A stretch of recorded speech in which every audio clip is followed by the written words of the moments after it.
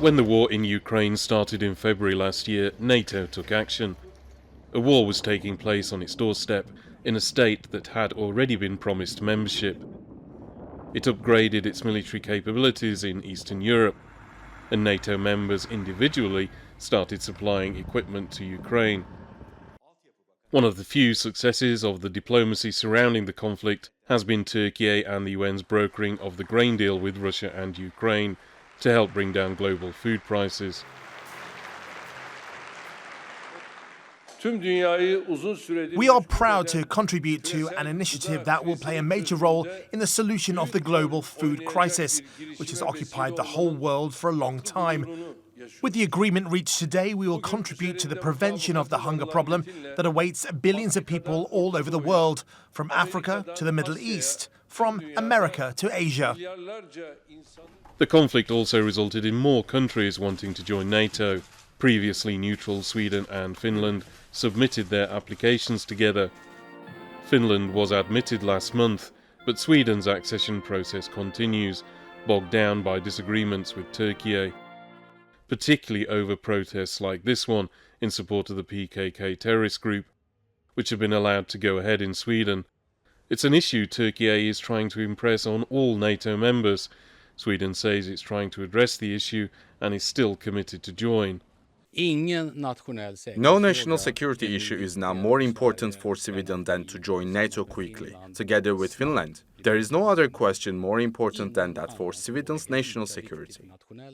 The war in Ukraine has also put the spotlight on Türkiye's relationship with Russia, something which involves substantial energy and trade links.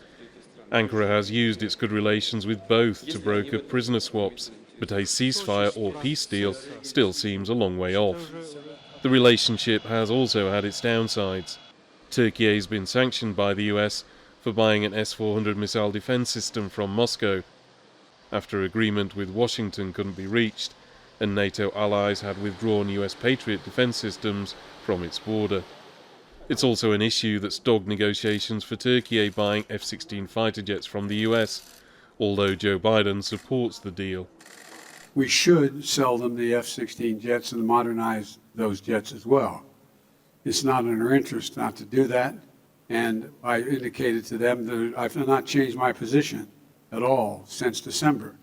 Türkiye's military operations to combat the YPG terrorist group in northern Syria have also brought it into dispute with its NATO allies in Washington, some of which again have resulted in sanctions by the US, but also shows Ankara's difficulties in convincing its allies about border security.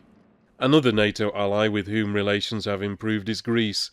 Its foreign minister arrived soon after this year's earthquakes in Türkiye to help deliver aid. The fact that Nikos Dendias is here shows the solidarity of Greece and the Greek people with the Turkish people. One of the first countries to call Türkiye and offer assistance right after the earthquake occurred was Greece. 3 years ago, both the Turkish and Greek navies were on high alert over their decades-long disputes over maritime borders in the Aegean and Mediterranean. There is now some hope there may be a more positive atmosphere in the wake of that huge disaster. Andrew Hopkins, TRT World.